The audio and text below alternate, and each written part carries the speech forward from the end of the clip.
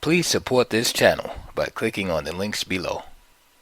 Golden Age of the Moor by Ivan van Sertima. The African heritage and ethno-history of the Moors. Background to the emergence of early Berber and Arab peoples from prehistory to the Islamic dynasties by Dana Reynolds. Introduction. Most of us are not aware that the peoples whom the classical Greek and Roman historians called Berber were black and affiliated with the then contemporary peoples of the East African area. The word Berber in fact was used to refer to peoples of the Red Sea area in Africa as well as North Africans. Similarly, there was an ancient belief that the nomads dwelling in the same latitudes in the deserts of Arabia were peoples whose ancestors had in times far distant roamed the deserts of East Africa.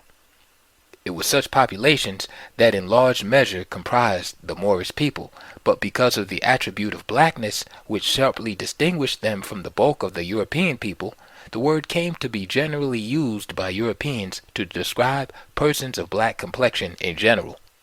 The inhabitants of present-day northern Africa are considered ethnically and culturally distinct from the people dwelling south of the Sahara. If this is so, it has only come about in relatively recent times. The 700 years that the Moors dominated the Iberian Peninsula was an era during which many people, mostly of European descent, either migrated or were brought to the lands of Arabia and North Africa. Although large numbers of blacks were brought from the Sudan during that era, studies of the slave traffic of that time show that the numbers of people of Slavic and European descent placed into servitude far exceeded the number of Sudanese or other blacks bought and sold by the Moors. The slave trade did not acquire a color until the Portuguese. This part played by the European captive or slave in the making of the modern North Africans and Middle or Near Easterners has been ignored by historians to such an extent that most people are not even aware that such an era ever existed. This is partly the fault of the successors of the Orientalist school.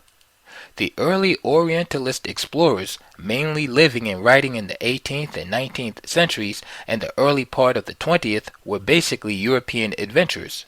They were usually of the upper classes, trained in the Arabic language, and familiar with such things as the ancient writings of the classical Roman and Greek historians, the old Hebraic text, and some of the traditions of Islam. Many of them wanted to believe and tried to prove that the ancient Arab world and the Orient, especially Egypt, was a primitive form of European civilization, and that North African Berbers and the Arabs of Arabia were noble savages, whose European strain had been reduced by intermingling with ignoble enslaved Negroes. Most of them were anthropologists and ethno-historians. Some of the later European writers have been a bit more objective in their historical depictions of the ancient world and the world of Islam. According to James Wellard, author of Lost Worlds of Africa, Muslim Africans brought millions of European slaves over the centuries into the North African ports of Saleh, Tangier, Algiers, Tunis, Tripoli, Fez, and Marrakesh, and the northern Egyptian towns. Literally millions were documented as being freed in North Africa by various Christian organizations in Europe. Philip Curtin points out in Ayaye and Crowder's History of West Africa that the majority of slaves being traded throughout the Mediterranean, including North Africa and the Levant, modern Lebanon, Palestine, Israel, West Syria, centuries before the fall of Constantinople, when the Black Sea trade was cut off, were of European descent. It is also known that indigenous Bedouin used to come into slave markets of the coastal cities of northern Africa and Arabia by way of the desert to secure concubines who were often of European descent. In 1150, the religious order, the Trinitarians, was founded in France to free Christian Europeans by purchase and, according to J. A. Rogers, for the next 3 centuries or more. Collections were taken up in the churches for that purpose. In Nature Knows No Color Line, Rogers also cites notes of Sir Walter Scott on Spanish chronicles, which say that European Christians in Spain were forced to pay tribute to the Moors in the form of women. According to another historian, A veritable terror reigned in the Mediterranean. They ravaged the coast of Spain, Portugal, and southern France, capturing many. There is apparently documentation of the periodic landing of corsairs along the coastal areas of Europe to take off the entire population of villages. Even in 1721, King George I spoke of the great number of his subjects that had been delivered into slavery in North Africa. One rather famous Moorish sultan, Mulai Ismail of Macanese in Morocco, a few centuries ago, had as many as 25,000 European slaves who participated in the building of his colossal stables. Many of the same Europeans brought by the shipload to Africa were then sent to America, where they remained in indentured servitude. Scottish mariners, who were often the subject of the North American pirates, incidentally referred to these corsairs as niggers. Grafton Elliot Smith, who lived and wrote in the 19th century and early part of the 20th, remarked that Moor is often used in Morocco to suggest Negro influence.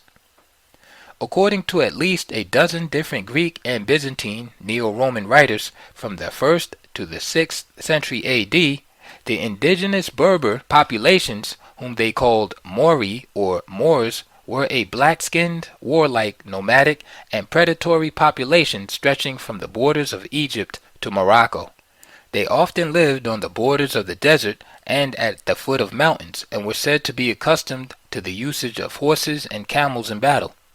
At the time of their Islamization, they were bedecked in gold and long robes, armed with javelins, iron implements, swords, and shields. But these are traits which were in fact possessed by many of the nomads of the deserts east and west of the Nile, and it is such people who were also known as Berbers. In one of Marshall's writings, Satire 6, around the same era, we read the phrase, woolly hair like a Moor. Silius Italicus, an early writer around the beginning of the Christian era, describes the Moors as Negra or black. Corippus, a 6th century historian, in his Ioanid comedy speaks of their faces negro colorous, and of their blackness as horrida or horrifying.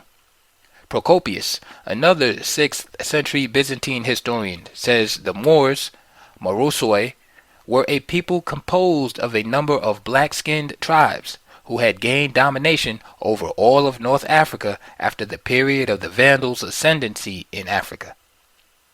In that pre-Islamic era, the Moorish peoples who were later to invade Spain were in fact noted for their skin color. They were described with such descriptive phrases as black as melted pitch or blacker than ink in certain well-known European epics and histories. The word Moor had, in fact, come to be used during the Middle Ages for a man of a very dark or black hue, for which reason several authors and playwrights of the period, including Shakespeare and Voltaire, used the term for individuals they otherwise designate as Negro. The phrase black as a Moor was used from Roman times until the Middle Ages. In one manuscript of the 14th century, quoted by J. A. Rogers, we read, "Though men of Nubia be Christians, they be as the Moors, for the great heat of the sun." The same 14th century observer also refers to the Ethiopians as Moors. The black and woolly-haired Christ, sometimes seen in the Iberian Peninsula, according to the famous traveler James Michener, were referred to as Moors rather than as Negroes, which is derived from the Latin Niger or Negra. In modern times, it has often been suggested that when the earlier Europeans said black or Ethiopians in reference to North Africans, they did not actually mean black, but a dark or swarthy man like certain modern-day North African Berbers, and many people living in Arab countries. This interpretation does not explain the hundreds of jet black men with woolly hair who appear later in European coat of arms and heraldry under the dozens of variations of the term Moor. In almost every European country, some of the names under the variants that J. A. Rogers uncovered include such names as Moorhead, Blackmore, Morrison, Murray, Maurice, Moore, Morocco, Moritz, Moran, Morwa, Morini, Moro, Morelli, Mormond, Mormon, Mohrenkopf, and Swarthmore, to name but a few. Germans even today eat Mohrenkopf candies, dark chocolates shaped vaguely in the form of heads. The word Mohrenkopf means a Moor's head. All of this is evidence that before the 15th century and the Atlantic slave trade, the word Moor meant more than just a Muslim, Mauritanian, or Moroccan, and was associated more specifically with people of a brownish black or absolutely black color. During the Middle Ages, masqueraders used to blacken their faces so they might better pass as Moors, and they would dance such dances as the Morris Dance of England and the Moresca, dances apparently named after and derived from the Moors. Another of their legacies in dance is known as flamenco moro, a dance from which today's flamenco is derived. The renown of the Moors in the arts was such that a Frenchman wrote in the 1600s, "I can tell from here what the inhabitants of Venus are like. They resemble the Moors of Grenada, a small black people, burned by the sun, full of wit and fire, always in love, writing verse, fond of music, arranging festivals, dances, and tournaments every day." The Moors are thought to have introduced the earliest versions of several instruments, including the lute, or el-oud, the guitar, or kithara, and the lyre. The arts and letters flourished among the Moors in Spain, and they were renowned for their skills and contributions to the sciences and philosophy as well. Rogers mentions certain books, one published in 1610 in which the Spaniards are described as a white people being ruled by a black one. The word Moor signified a black man, and the people who were called Moors were the North African ancestors of the dark brown and brown black peoples of the present-day Sahara and the Sahel, mainly those called Fulani, Tuareg, Zinaga of southern Morocco, Kunta and Tibu of the Sahel countries, as well as Moorish and other black Arabs who live in Mauritania and throughout the Sahel. They include the Trarza of Mauritania and Senegal, and the Maghraba, as well as dozens of other Sudanese Arab tribes, as well as the Chamba of Algeria. The long, lanky, dark brown men called Tuareg or Tuareg, who can still be seen, veiled and armed with sword and shield, striding through the desert with their camels, are still involved in the desert commerce that they were in charge of during the Middle Ages. The copper-black Arab Moors are descendants of the Yemenite and Hijazi Arabians, the main bringers of Islam to Africa. They still trace their ancestry to the Yemen or southern Arabia, and like their kinsmen in Yemen, they can be seen playing Moorish melodies with stringed percussion and wind instruments under shade trees in Mauritania. The turbaned Tibu and Zagawa, jet black and wiry men, once known for their sorcery and their skill in metallurgy, are still spread across the hottest areas of the Sahel and southern parts of the Sahara. The red or pastoral Fulani, renowned for their holy wars, which converted so many Sudanese tribes to Islam, can still be seen performing acrobatic dances, the steps and turns of which mirror the breakdancing revived by Afro-Cubans in America in the early years of this century. The haunting music of some of the desert dwellers like the Tuareg and the so-called Moorish Arabs are strongly reminiscent of the traditional harmonies heard in the music of Spain and Portugal, and has left a characteristically beautiful, equally haunting quality in the traditional folk music of Mali and Islamic Africa in general. Listening carefully, one can discern in their melodies the early blues tonalities of blacks of the American South, and still found in the rhythms and melodies of modern blues. The Moors founded and constructed many industrious and prosperous towns and cities in the Iberian Peninsula and all over northern Africa and as far south as Timbuktu, and other areas of the Sudan, to which many students from other parts of Europe came to study, and through which many of the arts and sciences of Africa and Asia were transplanted onto European soil. The remnants of their many castles can be seen in northern Africa as in Spain and Portugal. This being said, one does not have to wonder why there has been very little focus in European history on the legacy of the Moors or their influence on Europe's emergence from the Dark Ages. This is unfortunate, for these men and women belong to a black population whose dominance extended from the borders of Egypt to Morocco and the Atlantic, even before the time of the Muslim invasion of North Africa. They are a people whose documented history goes back in North Africa to the time of the pharaohs and the phase of Carthaginian history that produced Hannibal. Most books that attempt to speak of Berber origins, though the Moors were not just the Berbers, claim that they were whites affiliated biologically with Europeans like those who live in the Atlas Mountains and close to the Mediterranean today. The prestige and growing power of Western Europe did much to change the perception of North Africa's original ethnic relationship to groups in the sub-Saharan areas. In the 15th century, with the coming of Portuguese and Spanish slave traders, the earliest of the European slavers, along with the Turks, the slave trade was gradually transformed so that Africans became the vast majority of slaves in Mediterranean Europe, North Africa, and the so-called Orient, including the Arabian Peninsula. After the fall of Constantinople, the Black Sea slave trade was cut off.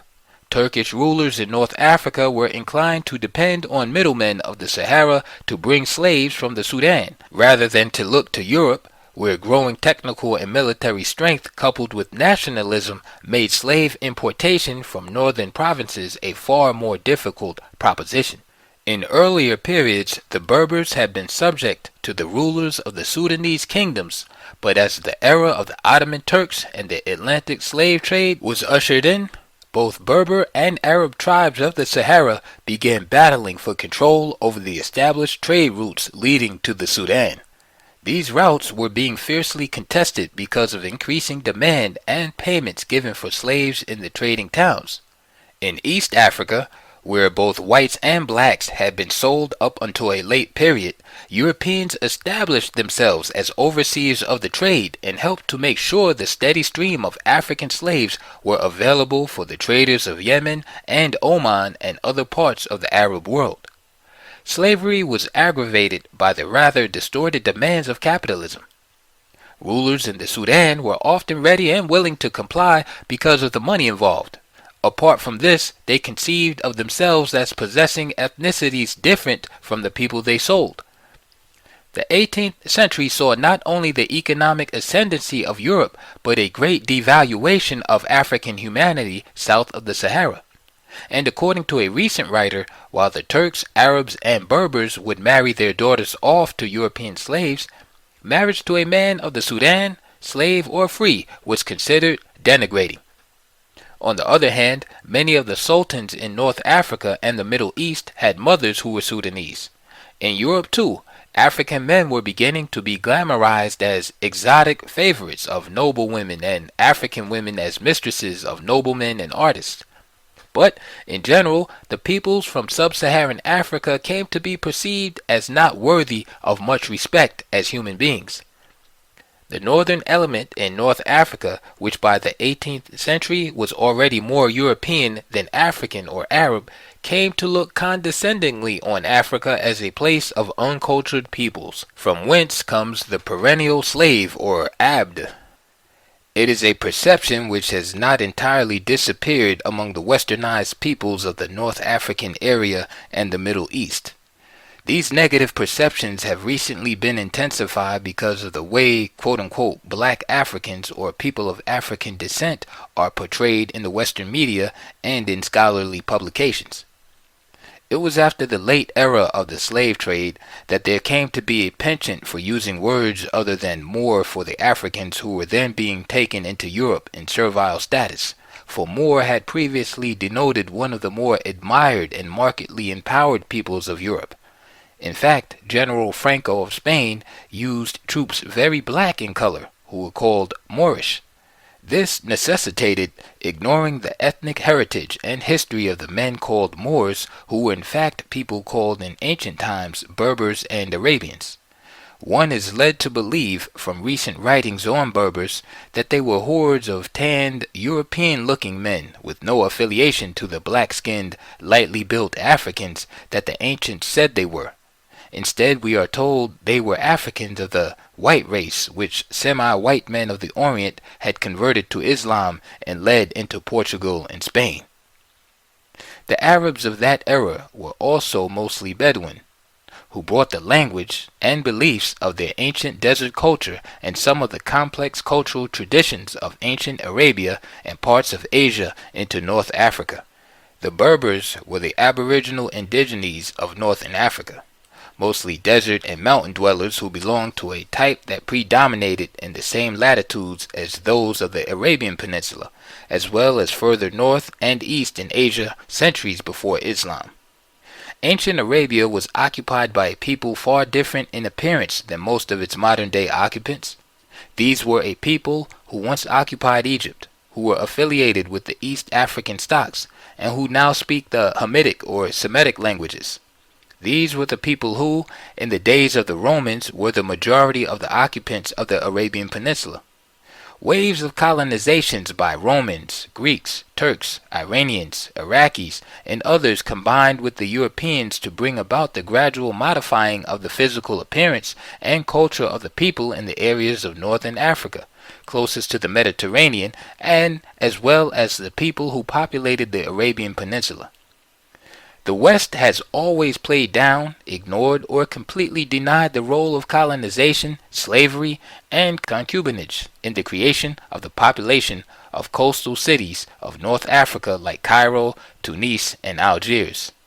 This population is phenotypically similar in many respects to those areas on the opposite side of the Mediterranean in the southern portions of Europe. European academia has usually preferred to see this demographic phenomenon as testimony to the Caucasoid or European origin of such peoples as the ancient Berbers, Moors, and Egyptians. It is because the original populations have since been overwhelmed by others biologically and culturally that few Westerners have written of the ethnic heritage or contributions of ancient cultures of North Africa, whether in Egypt or Tunisia or Morocco, in the context or terms of their real or, quote, black African background. They have chosen to concentrate on the most recent world of the Arab and Berber-speaking peoples and present it as if it is a world that has always been. It is like comparing the Aztecs of 500 years ago with the ethnic mix of America today. The story of when North Africa was Moorish and Arabia the land of the Saracens has yet to be told. The following essay will try to present the evidence which demonstrates the biological and ethnic ties of the ancient Moors with other indigenous blacks of Africa. The Arab as known to the Greeks and Romans. In the days of Muhammad and the Roman colonizations of Palestine, North Arabia, and Africa, the term Arab was much more than a nationality. It specifically referred to peoples whose appearance, customs, and language were the same as the nomadic peoples on the African side of the Red Sea. In fact, the term included the populations of the Red Sea in Africa. Some now think that the word Arab is a word literally meaning nomad, although the word has never been used to refer exclusively to nomads. According to ancient southern Arabian inscriptions, the word Arhab or Aribi was a name of one of the Himyarite tribes of the Yemen in the Bab el-Mandeb area. Before the spread of Islam, there lived in the deserts of the Arabian Peninsula, northern Syria, Iraq, and Hadramaut, nomads who were nearly as black as the Moors. They later conquered and converted to Islam. Because the word Maori had come to signify a man of black or nearly black complexion, the Arabian who invaded northern Africa came also to be referred to as Moorish. These lesser modified occupants of Arabia were and are described in Arabic as Hadhara or black. This word originally signified that which is like the color of a type of iron which was greenish black. Thus, such things that are black or very dark like iron or like the night are often described in early Arab writings as Hadhara, which literally means green but signifies something black. The peoples of Chad, until the Europeans colonized the area, sang of Tunis, the Hadhara, in memory of the presence of the dark-complexioned Arabs who once ruled there. According to Ammianus Marcellinus, Roman general of the 4th century AD, the Bedouin populations of southern Syria and the Arabian Peninsula, whom the Romans called Saracens, derived from Sahara or Sahara, meaning desert nomads, were peoples whose primary origin was derived from the cataracts of the Nile on the borders of the Blemmyes. The Blemmyes, or Beja, are a people located then and now in the deserts east of the Nile in Sudan. They rode on camels and, like the Moors, were particularly notorious for their hit-and-run raids from the desert fringes. They were lightly clad, dressed in tunics only to the waist, and were experts at pillaging, for which reason Ammianus claimed they were not good to have as friend or foe.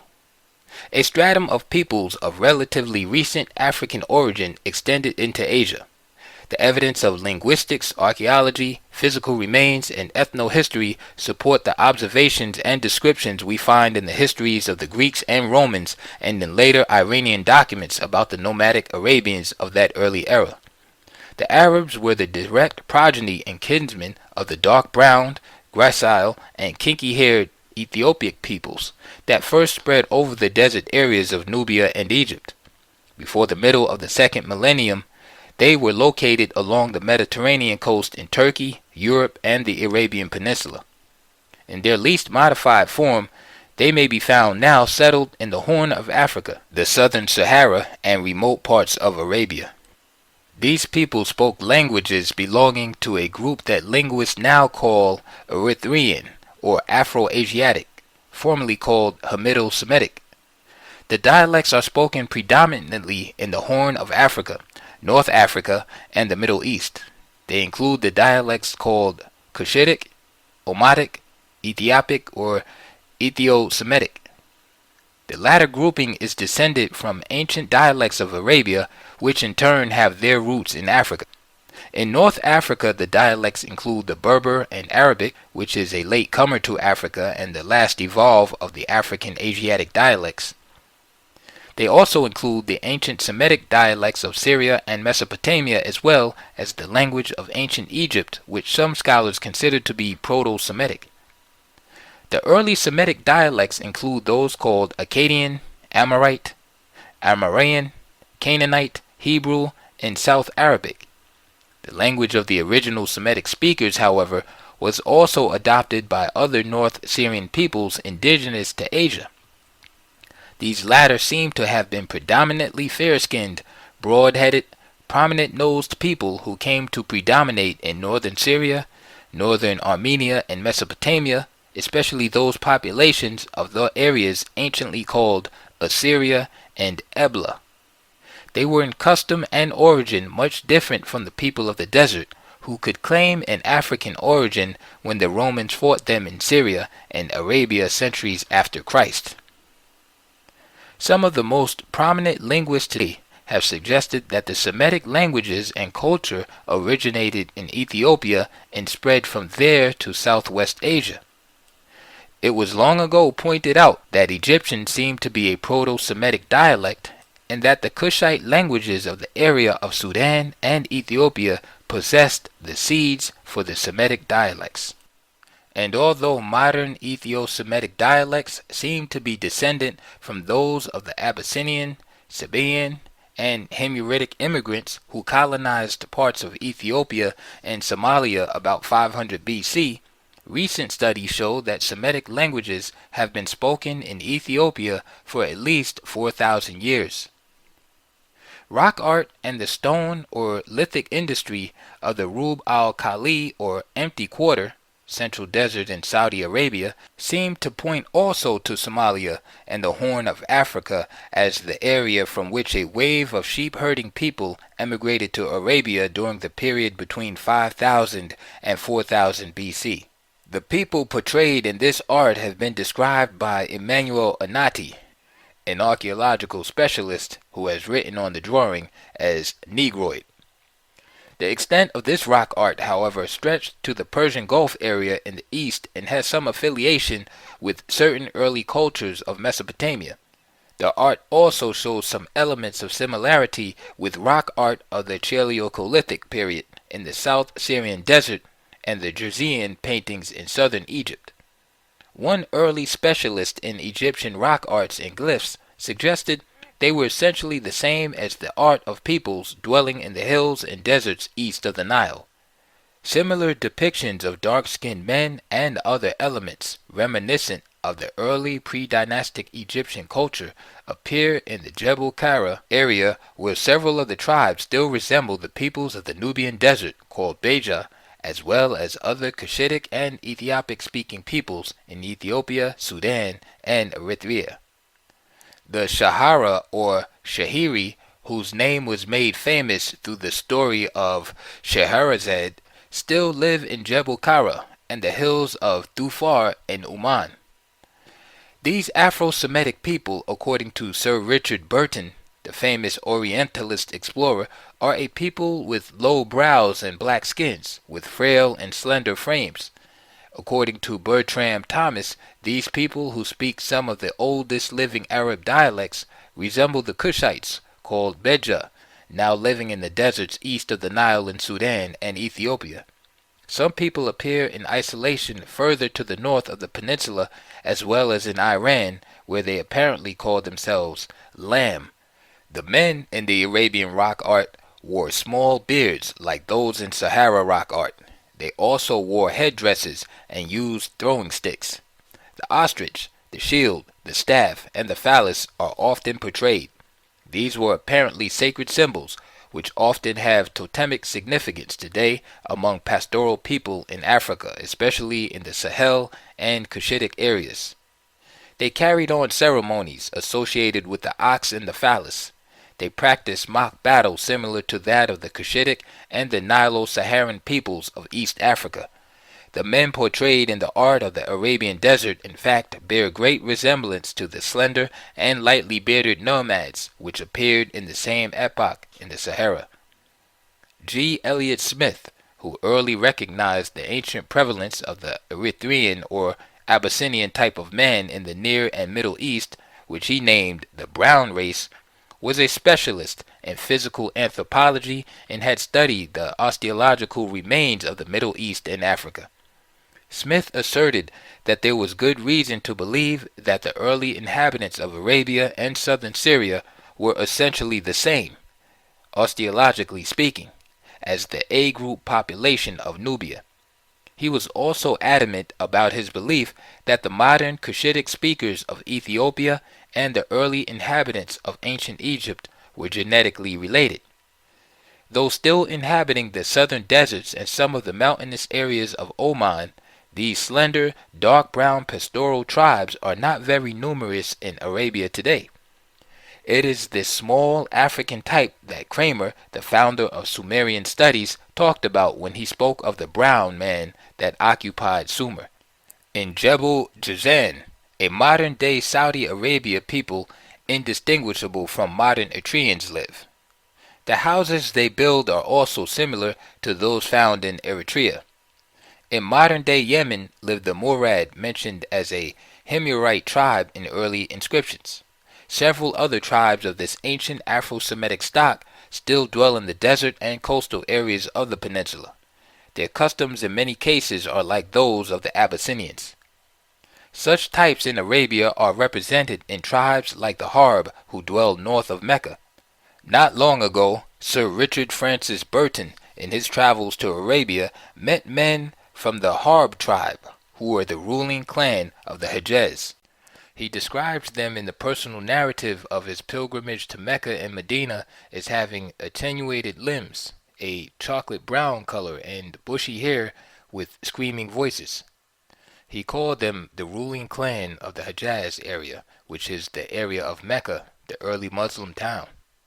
The Harb, who dwelt in the northern Hejaz, when visited by explorer Burton, are by tradition the descendants of the Ghassan or Assanite Saracens described by Roman writers like Ammianus Marcellinus. The Hamida, the largest clan of the Harb, are mentioned in ancient South Arabic inscriptions. Hamida are also found in modern Sudan. The Beni Harb, according to Arab genealogy, were also related to those Arabs that invaded North Africa in the 11th century called Qais, Ilan, Sulaim, and Hilal. Thus it was that a few centuries after Ammianus Marcellinus wrote, men of this sort, proclaiming themselves followers of Muhammad, left the Arabian Peninsula, the area of the Hejaz and Yemen, lands which they had inhabited for some 4,000 years. They invaded the countries to the north and northeast of them, turning the speech of those lands to the speech that is called Arab, and the culture of those lands in part to the Afro-Semitic culture. Ever since then, most Muslims who speak the language of the Hadhara Mohammedans have been referred to as Arab. In the 1500s, Jews called Aneza lived in the hills of Khaybar, ancient capital of Judaism in Arabia.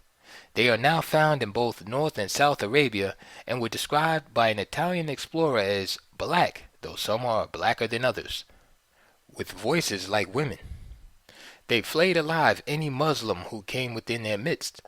They are by tradition descendants of those who fled Judea at the time of Bukht al-Nasr, or Nebuchadnezzar, the Chaldeo-Babylonian king who invaded their land.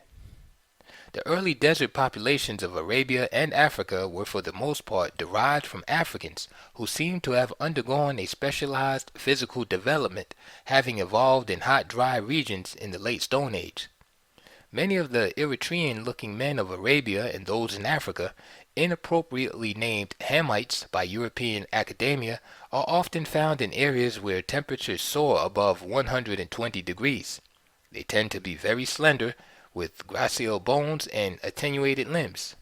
The skin, though dark brown or black brown, tends to have a strong reddish hue, which is thought also to be due to the ecological pressures of the environment in which they evolved.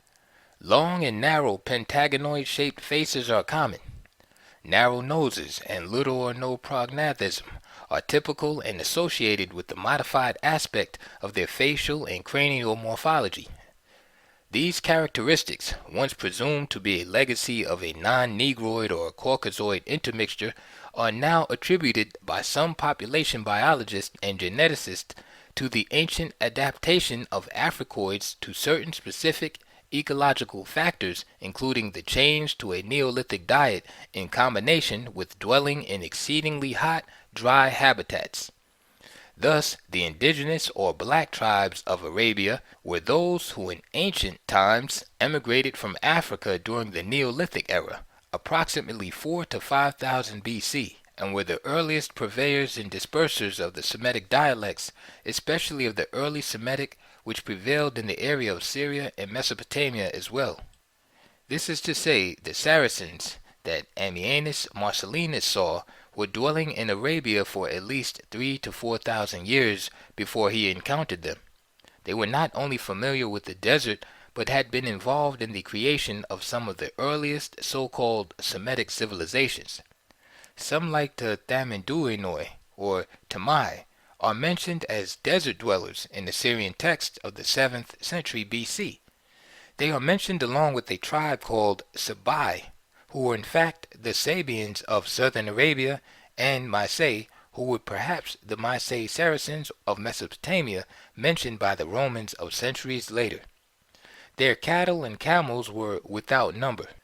The Agarini or Hagar, whom Ammianus, St. Jerome, and others spoke of, were probably the same tribe mentioned thousands of years earlier in an inscription of the Persian Gulf area on an island called Dilmun.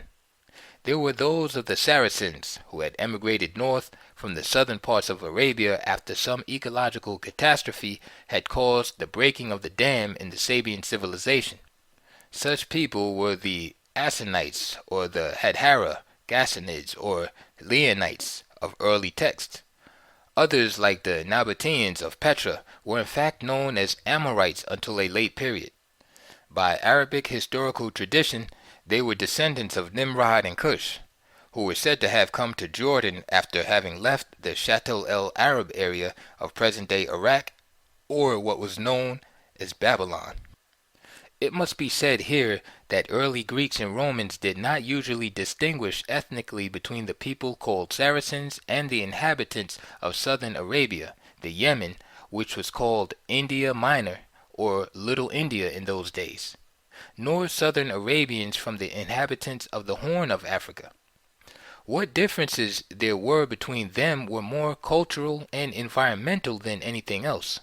Strabo, around the 1st century BC, Philostratus and other writers speak of the area east of the Nile in Africa as Arabia, and the people are persistently and indiscriminately and sometimes simultaneously referred to as either Arabs, Indians, or Ethiopians, just as Native Americans in Central and North America are characteristically grouped under a single term as Indians.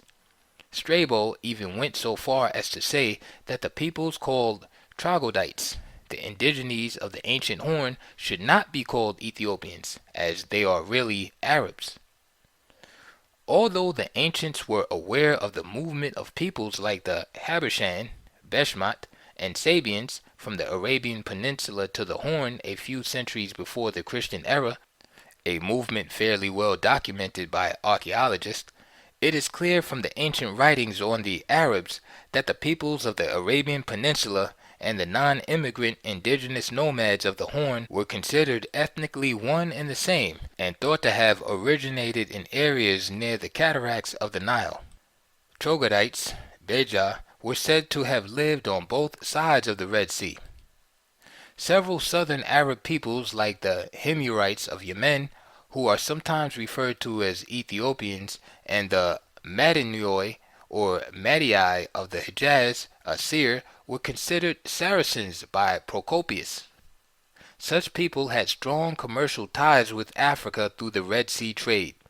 It is hard to imagine that the people on the Arabian coast on the eastern side of the Red Sea, called in ancient inscriptions Madii, were not in some way related to those men called in ancient times Magi or Magiu, the Egyptologist rendering of the name, on the western or African side of the Red Sea.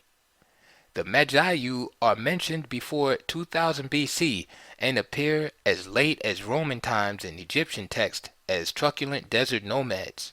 They are presently considered to be ancestral to the Beja or Cushites. The latter, Magi, carried on a great caravan trade with Egypt as late as the days of the Romans, and the former, Madii, were considered incense traders. According to Josephus, Clodemus, and later writers, a Madan gave birth to the founders of tribes called Afran or Afra, and Abida and Havila, Edudas and Rama, whose descendants crossed over into Libya. In fact, these could be none other than the Abida, Afran, sons of Midian of Genesis fame. Josephus makes Madan the brother of Midian, father of the two tribes. According to later traditions, Afra, also known as Ifricus or Farik, crossed over the Nile and conquered the indigenes of North Africa, founding many tribes of Berbers and naming Africa. Interestingly enough, the tribe of Abida inhabits the South Arabian area and directly across from Yemen in the Horn of Africa. A Cushitic tribe called Afar dwells in Djibouti and Eritrea. Avalis or Havila was known as the country of the Troglodytes and is now known as Zela. It is located in modern Somalia. More will be said about these traditions and the Troglodytes and the Beja later. The Berbers of the Romans. The word Berber is utilized to describe present-day inhabitants of North Africa who speak a pre-Islamic North African dialect. They represent a highly amalgamated peoples, varying in appearance and morphology. Modern-day Berbers, however, modified by racial intermixture, still speak a language related to other indigenous dialects of northern and eastern Africa. Their language has been suggested to have some Semitic elements and Indo-European words as well. But while many of the modern-day tribes denoted by scholars as Berbers have a strong Caucasoid element biologically speaking, especially those in the northern regions of northern Africa, the ancient Berbers were evidently more African than they were European, and as such were often spoken of as Ethiopians.